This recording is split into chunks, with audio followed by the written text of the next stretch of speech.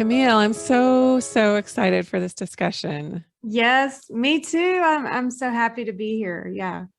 Well, when you and I talked before, I feel like we were just like dee, dee, dee, dee, dee, dee, dee, because there was so much Oh of my gosh. this whole idea of how you really land into your body, Hmm. out of your head, Hmm. with the thought spiraling and different things like that, but how you really actually stay empowered and in your body. Yeah. So there's so many ways we dissociate, and I know, but the first place I want to start is kind of your journey with your own I don't want to say eating disorder. I don't know if you had an Oh, eating disorder, no, but I most did women have have an, some variation on the theme yeah. of that. So, Yeah. Well, I definitely did have an eating disorder. I was bulimic for probably 5 years, starting in college. And I didn't fully shake that until I was in my first job, my first professional job. But even before that, I was an emotional eater, which I still fight those tendencies. And I would call that disordered eating. sure. But it started when I was 12 years old. I started dieting. And my mom and none of the women that were around me were talking about they talked about diets, but no one was saying to me, you need to lose weight, you need to go on a diet. But I just absorbed this message that what I looked like was most important. And that coupled with feeling, I was 12, so I was in the seventh grade, but you feel out of place, you feel like you don't fit in, you feel kind of lonely. And I think everybody feels that way. But for me, those two things converged to make me feel like if I look perfect, then I will be okay. Then I will be acceptable. Everything will, yeah. Yeah. But so I was eating to fill the void of feeling lonely and kind of isolated, but also at the same time having this intense pressure to look perfect. And those weren't matching up. So I would go off into my parents' den with a whole bunch of food and lock myself in there and turn on the TV and just binge eat. And it made me feel better. So I learned that I associated eating with filling an emotional void.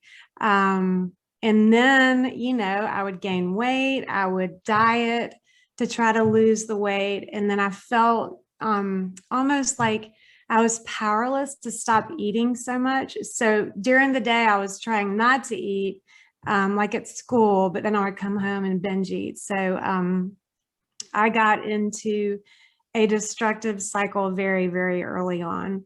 And then that continued all the way through high school and college. Um, and in college, I just felt like I had no control over anything anymore. So the only option I felt like, instead of being able to understand why I was eating the way I was and to try to fix the reasons behind binge eating and emotional eating, was to just solve the problem. And the only way I knew how to do that was to get rid of the food, eat and binge and purge. So Mhm. it was very, very painful. And so during all those years, I tried every diet that you could possibly imagine and Mhm. go on diet pills. I was over exercising. So it was a mess. And I don't think my story is really that unique, No, unfortunately. it's not. Yeah. I, I've really dissected this for myself, and I actually tried to be bulimic. I know I don't want to minimize or sound trite or I whatever. tried to. Yeah. I tried anorexia and bulimia and they didn't work for me. Hmm. Um, Not to say that that couldn't have been a track that had I continued to pursue it would have, but Yeah. for me, it was just a lot of shame. Like Mm-hmm. literally and it's just still something that I think many of us grapple with is that there's just this mild anxiety Hmm. when something is put before you to eat. Yeah, And definitely. but it was really marked in those years where I was trying to really, date and at one Hmm. time I was doing beauty pageants and Oh, yeah, that's that's even more extreme, I'm sure. yeah, Yeah. so it became this really weird um as I look at it from a spiritual standpoint, I was eating and consuming in a way to sort of evade. And you talked about this too, but it was like, if I stuff myself with this, then I won't have, then I don't have to like, so it was like input versus output. I don't have to Mhm. express. I don't have to share how I really feel. I can just Yeah. swallow down the emotion and swallow down the food. But when you're confronted with choice around what's given to you to eat, whether you're with Mhm. friends or you're at the grocery store or something, Yeah. um, it can trigger like your old stuff from back in the days when you were so fixated Mhm. on what was good, bad, or whatever. So Yeah. what is your philosophy like as you've bridged over from having this disordered eating and eating disorders and I think we're all still in recovery around that, most of us just trying to live our lives and be healthy and love our bodies, and it's a struggle because we're just confronted with so much. But what was that like bridging philosophy or Mhm. bridged belief that you really had to internalize? What was like the magic thing for you to really get in order for you to start healing? Well, the defining moment was when I think I was in my early 30s. I lived in my apartment in Atlanta, and I had one of my first jobs, and I was so excited to be on my own.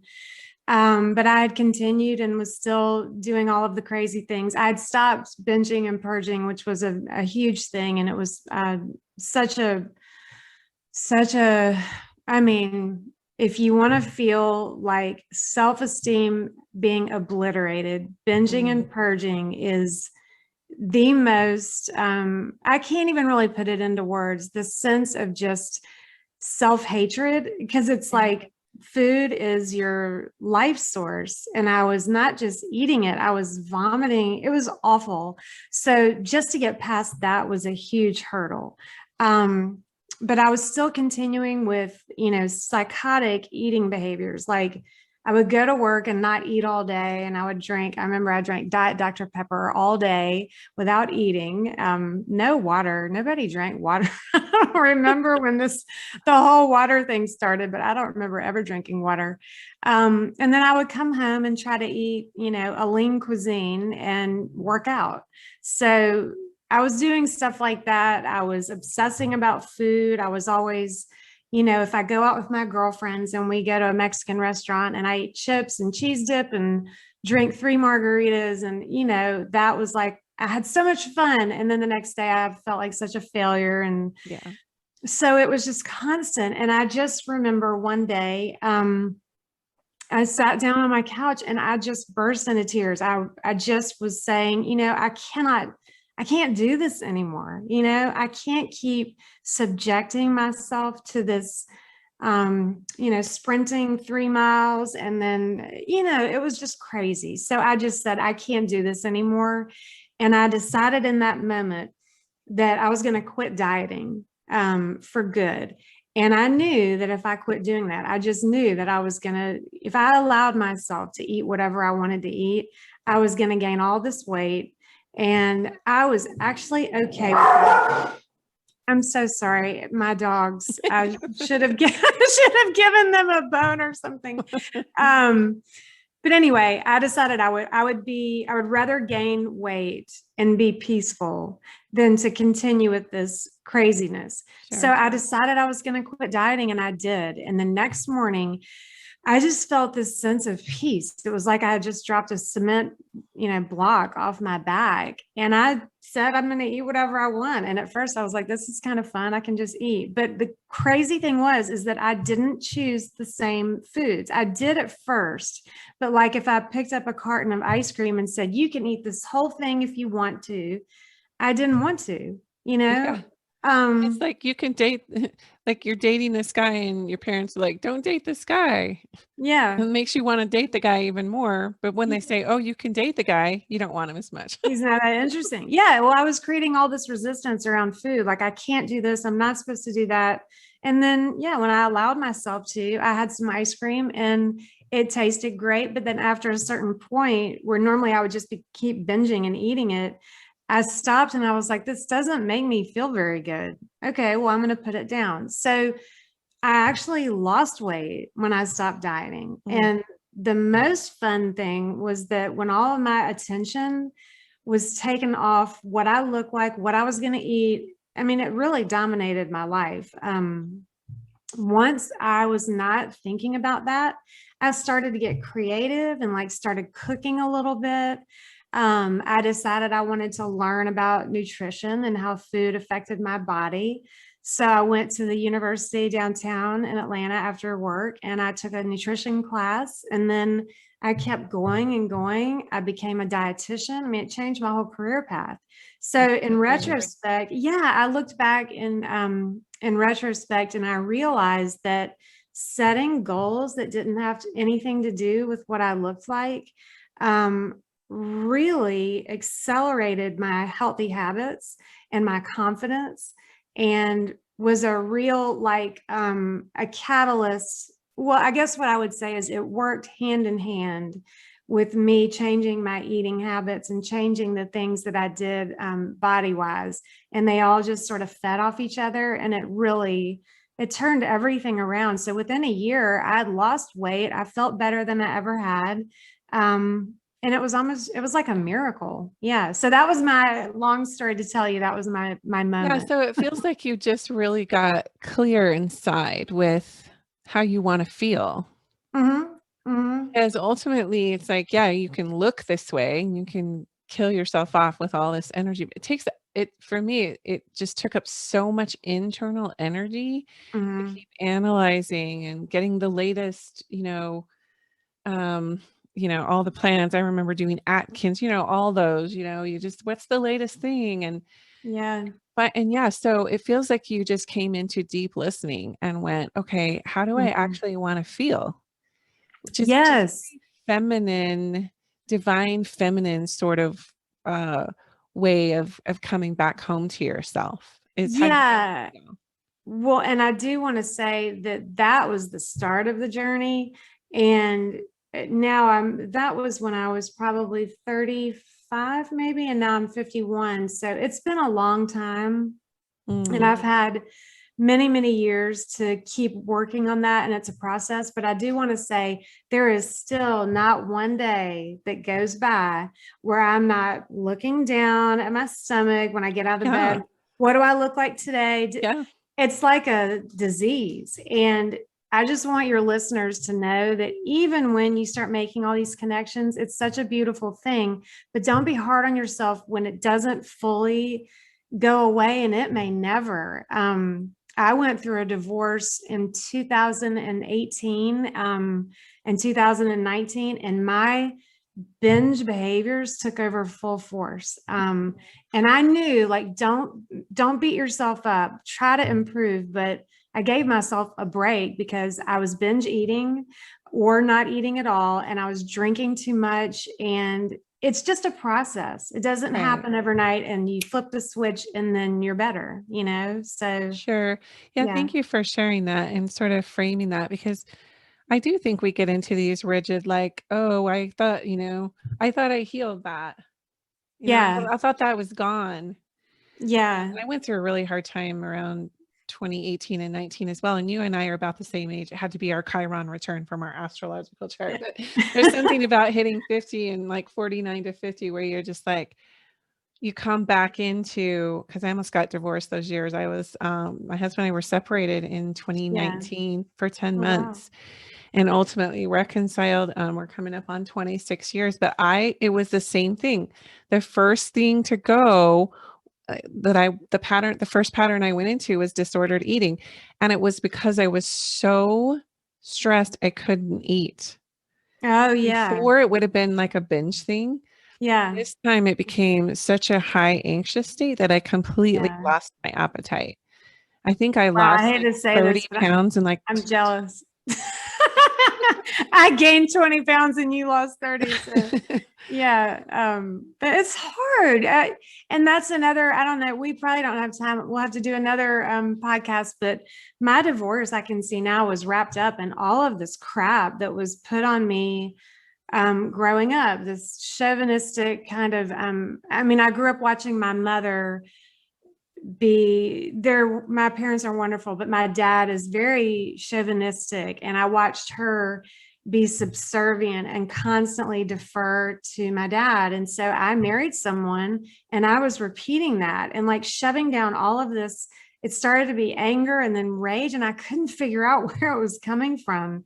But I'm seeing now that it's all tied to society's it's just this message and this brainwashing that little girls are subjected to, that what we look like matters more than anything. And if you continue to shove down your potential and your feelings and your, you know, your sexuality, all of it, it's going to backfire, and it's going to result in you using food, using alcohol or prescription drugs to make yourself feel better. And then that's going to show up outwardly.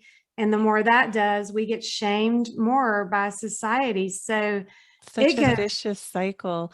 It is. I remember, you know, I totally agree with you too. And I remember learning about this thing called lookism when I was going to school, and how we objectify women in our culture. We objectify men too, but it's a different, excuse me, it's different level of like, hey, you know, sort of like you're saying, like your worth is tied into how your outward features present themselves. Yeah. So yeah. you could call it like the trophy wife. You could call it, there's so many names for what this is. And it's not just about being in a marriage.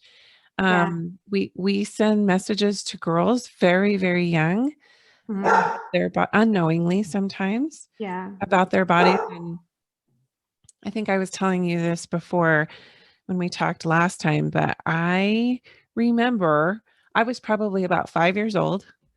We lived in Florida. I have a sister a year older, so she would have been 6. And I have another sister 2 years younger. She would have been 3. Yeah. And my grandparents were visiting us. And I remember I was in my swimsuit. There were my sisters, and we were like walking to the beach. And my mom was talking to either my grandma or grandpa or somebody. Yeah. And she said, you know, Cherie, she just, because like they were all watching us, little girls. And this is no disrespect to my mom, like at all. She would like, yeah, sure. Whatever. My mom is super amazing that way, but in terms of like edifying us, but she said to my grandma and grandpa, she's like, you know, that Cherie, she's just right. And my sister that's a year older is like a stick, like literally a stick. And she's older than me, but yet I'm like curvy. Like even at that age, I had like hips. I just look completely different. And so she said, yeah, she's just right. Yeah. And I thought, isn't that crazy? That sounds so, to me, that didn't sound special. It sounded like average. Yeah. We internalize it. Like you were saying, maybe no adults said anything to you directly or whatever. It's just different personalities and different temperaments. We internalize things. Sorry, I don't know why. I need to like, maybe I have some emotion coming up through my throat. That's okay. Keep joking. And I'm sorry. I feel like my dogs are getting ready to bark, and I feel terrible. Yeah, it's okay.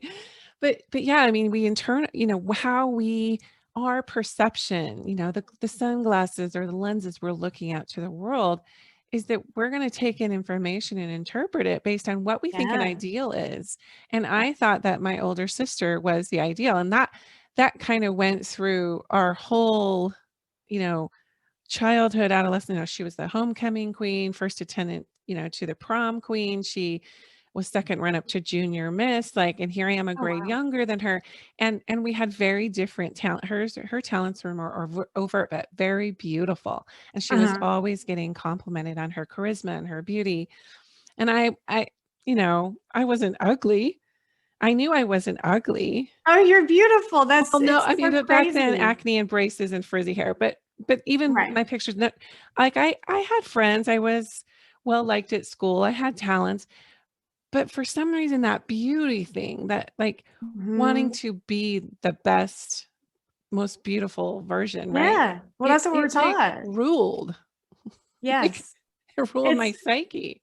totally. It's the thing you aspire to growing up because that's what we're spoon fed. My 11-year-old daughter asked me, let's see, it was a couple of weeks ago, maybe a month ago. She just came down the stairs and said, Mommy, am I ugly? And I just said, Ugh, oh God, here we go. ugh, This BS is already starting. And I said, you are beautiful. And I'm not just saying that because I'm your mother, but it is devastating to me that my children ugh. are asking me, am I fat? Am I ugly? And it's got to stop. Here's the thing, we all know like the beauty industry, the fashion industry, it's changing. Mhm. It's got a detrimental effect, but it just goes so much deeper. Like what you were saying, those stories about, um, you internalize all these messages and it's not deliberate because all the people who are around us, adults growing up, were also influenced by these same Yeah. things. I would But say more so, like, our probably, mothers, like, oh gosh. you're around my age, but, like, our parents are baby boomers, and then their parents, like, Mhm. the 1950s housewife Ah, people, like, can you imagine the pressure there? that makes me The angry just heels to with the even. apron and, No, that just pisses me off so bad. I can't even. I mean, my dad told me when I was before I went to college, I said, Dad, what should I major in? What should I do? What should I be when I grow up? And I was just looking at him like, Daddy, tell me. And he said to me, well, there's nothing more important than being a good wife and a good mother. And I just remember that just went straight into my heart. I wasn't angry. I didn't know that there was anything different. And I was like, oh, okay. Well, I guess it doesn't really matter what my goals are. Maybe I shouldn't have any goals. I need to be yeah. a good wife and a good. I went through that. I got that with my religion. Mm-hmm. Like, it wasn't, and bless, we're not saying you and I, hello, mothering is it, right? We're not Yeah. saying that that's not Oh, amazing and important, but yes. No. when you're lumping your whole like identification and your whole trajectory in life and your whole Totally. worth around your roles. It's a role. Exactly. I'm not a mother. I'm Camille and I have children and Right. they're the joy of my life and being a good wife. But like, what does that mean? A Yeah, good what is wife. that? Yeah. I want to have a partner who cherishes me and whom I cherish. But that was the message I got is it was a role. I was here to serve other people and that's it. Yeah. Yeah. Yeah. Service-based outward. And because women are so relational, Mhm. a lot more studies show that women are a lot more relational than men. So a I man believe that. take care of himself and be like, "Woo," and not Yeah. ever really, I mean, not ever. That's a real blanket statement, but Yeah. his go-to is himself. His go-to is to take care of what's happening here. And Yeah. so women, we're kind of like that's our last thing. We're looking out here and we're being relational and we're seeing how we can make connections and how we can serve and Yeah. help. Mhm. And sometimes at the expense of and I do think that that can contribute to disordered eating. You're Absolutely. cooking for everyone else. You're spending so much time on and so it's like for me, one of my biggest challenges, I'll be honest, maybe you could coach me on this, Okay. is is taking like I know what works for me nutritionally. I know what foods help me feel alive and I know Right. how to eat and I've Mhm. kind of fine-tuned that process for myself. Yeah. And it feels like my biggest block is when it's time, like it's preparing the stuff. Mhm. Because Yeah. I always, it's not okay. So even cooking for my family can be a challenge because it seems, I don't know, I have this block around like it just seems like such a burden Oh, to yeah. do I get all it. the chopping and like the Mhm. prepping and I know when I do that, I feel better overall, but for some reason, I just have this resistance to really making that an established pattern. Help me Yes. feel what Help you you. are Well, doing. first of all, I relate to this. I think any mom can relate to this. We are flat out exhausted. I mean, just getting my kids to school this morning was like, your hair's on fire and you're going through the car line on fumes, and it's like we're just wheeling in, here we come. But yeah, I mean, I have all this healthy stuff in my refrigerator, and frankly right now I have a salad that I want to eat for lunch. I know by the time I'm done with your podcast and then I get work done for my regular job and I've got all this stuff, and then to straighten up the house, the last thing I want to do is make a salad. I just want to grab Yeah. something out of the fridge and just eat it. And by the end of the day, a lot of the times, I mean, I just say, let's just get DoorDash. And I'm a bad dietitian for saying this, but I want women to know, most importantly, that if you get tired and you don't feel like cooking, just do the best that you can. So shoot for 2 nights a week, make a meal. You don't have to make a meal for your family every single night Yeah. and make it perfect. But one of my best tips, I think, to fix that is do all the prepping, as much as you can prep before nighttime comes. So in the morning or at night, if you're more of a night person, I'm a morning person. I get everything most days prepped before it's time for dinner. So if I'm making a broccoli casserole, I just put the whole thing together and then it's ready to go in the oven. Or if I'm making a big salad, I mean, it's so scary, but it's like, all I got to do is wash a tomato and get the pre-washed lettuce and throw it in a bowl, but I don't I feel know, like when I actually time it, see, this is it what's doesn't take crazy about long. this. Yeah. It doesn't take a lot of time. I think it's Yeah. just like the minutia of like washing the vegetables, Yeah. and getting out the chopping board. Like some Yeah. people love that and it's their thing, and they just, it's their art, or they just think it's the most amazing thing, and they're planning and whatever. And I have to say that's one of my life goals as I get older, is to be that like matriarch where everyone comes over and they just feel so fed because here's a new recipe and Oh isn't my it so God. yummy and healthy.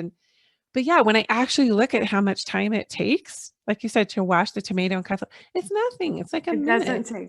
Well, I also try to look at it like, I mean, I'm a dietitian, for crying out loud. I mean, I beat myself up. I should be in the kitchen, with all of these gorgeous salads and like all my vegan recipes on Pinterest. And Oh, I have so many Pinterest boards with recipes. oh my God, well, I need to take pictures of my food and post on Instagram. I've got all this pressure that I need to do all of these things, but two things I have to remind myself of are, number one, I cannot compare myself to other people who are doing all these things. It's Yeah, hard not to. it's so hard not to. I look at all the things I do all day that are so amazing and outstanding. So focus on that first. Give yourself a break. If you have a goal of cooking more, please don't set your goal as 5 nights a week, make a, from scratch recipe.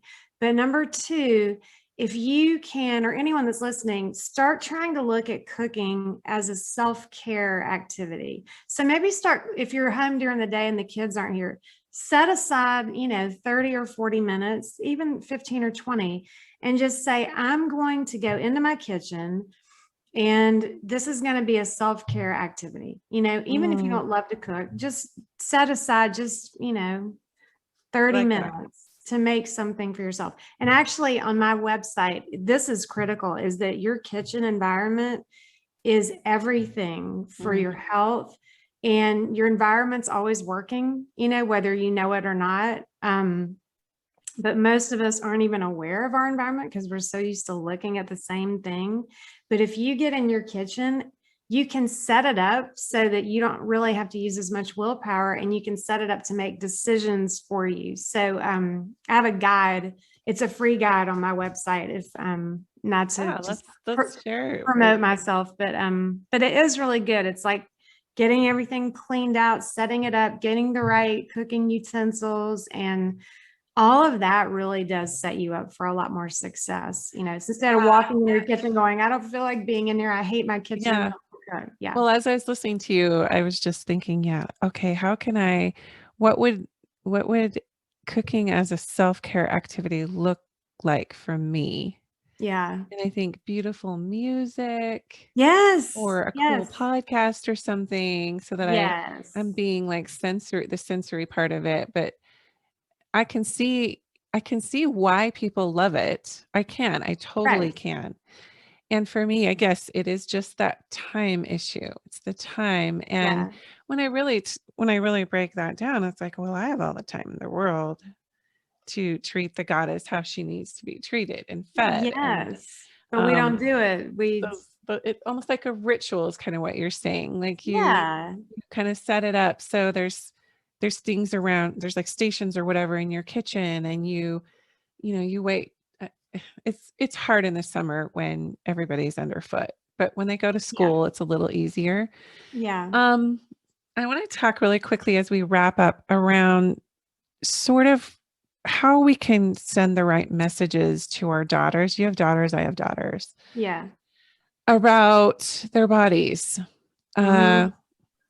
I will say one thing that I've been really, really conscious of, because my two daughters in their 20s, and then I have a 7-year-old, is not complimenting, not making sure that I'm not complimenting their bodies a lot, or Yeah. commenting, or like Yeah. like looking, like really being conscious around looking at what they're doing as women, Hmm. as females, and what their gifts are, and not, really looking at what they're wearing, or, modesty. Let's just say I've done podcast episodes on the whole modesty purity culture and how that can sometimes be toxic because they tend to body shame, and Yeah. there's too much of that male gaze thing. Yeah. So anyway, I'm curious what you've done with your daughters and how you're continuing those conversations.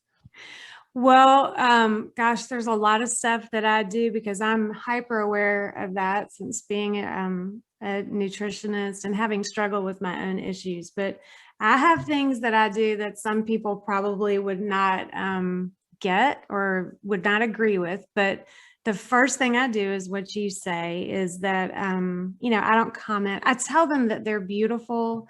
And I say, you're most beautiful on the inside. Outside doesn't matter, but you are. And I'm not just telling you that because, I think it's important to tell your daughters It is. Oh, you are beautiful, yes. because beauty comes in all different shapes and sizes. So just because they don't measure up to the standard does not mean that they're not beautiful. Even though that shouldn't be the focus, but it is in our culture. But one thing that I do is I talk to them a lot about female sexuality, and I teach them about their bodies, and we talk about it. There's absolutely no shame. So it started early so that there wouldn't be shame, so we could say, we talk about literally everything, so that they know, to me, your sexuality is your source of power. And we are taught as women that we are supposed to use our sexuality to influence other people, but it's not ours to enjoy. And I think this whole thing of looking sexy, and all the Instagrammers and the TikToking, and all these little girls dressed in these provocative outfits. I tell my daughters that your sexuality is nothing to be ashamed of, but you're not supposed to use it. The only reason you're using your sexuality is that it's your source of power. It's about being a mother and creating life, and it's about enjoying the most beautiful experience of connection that you could have with another human being. And so I feel like by teaching them that, I don't then have to say things like, you don't have to, I'm doing air quotes in case no one can see, you don't have to give it up for a man, or you don't have to like save yourself. I just want them to have a feeling of control, and hopefully that will spill over into, the not feeling shame about their bodies in any way. So Yeah. There's so many. I love that. And we do discuss, sacred sexuality on here a lot, and how your sexuality is your own. And we were yeah, never shown that in healthy ways. It became about objectification, like with the pornography culture or the TikTok culture that's emerging now. And I remember when it was Snapchat. I mean, yeah, there's so many platforms where there's so much objectification at play. I feel it feels really empowering to be able to communicate to your daughters that they are sexual beings very young, Yes. with and having it be boundaried.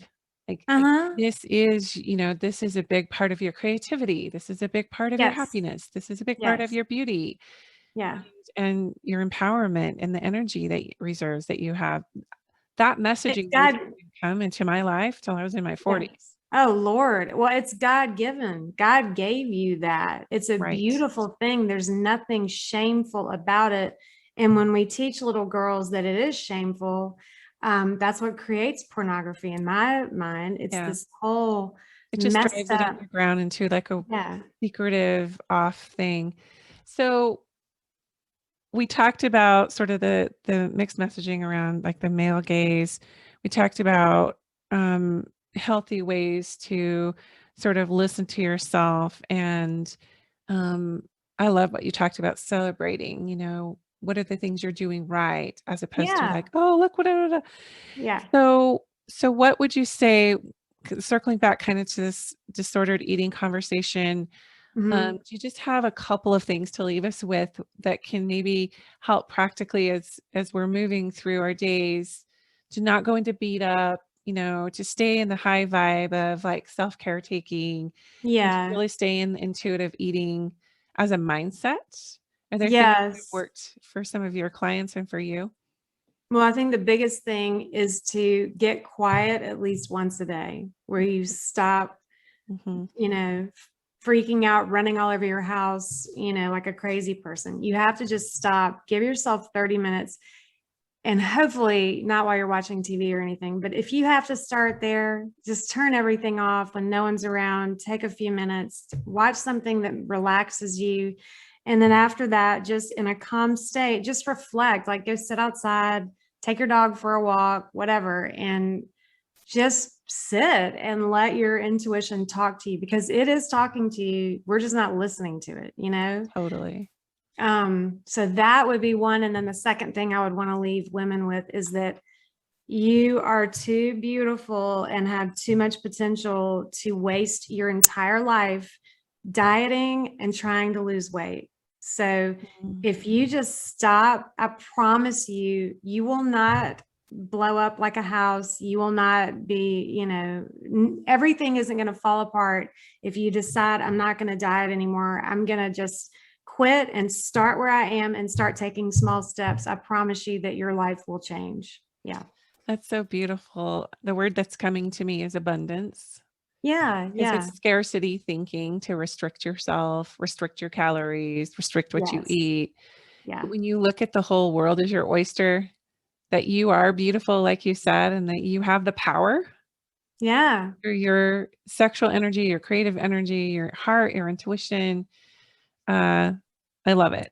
So Yeah. that's a great place to end. But tell our listeners where they can find you, Camille, and your Yeah. free guide that you're offering. Okay, the free guide, if you go to my website, it's Camille Martin RD for registered dietitian. So CamilleMartinRD.com. And you can find my book under the shop tab, but it's also at lovetolosebook.com. So it's called Love to Lose. But yeah, the guide, there will be a pop-up that comes up and you can just enter your email and get it by I, email. I love it. Yeah. Thank you so much for your time today, Camille. Oh my gosh, I loved it. Thank you, Cherie.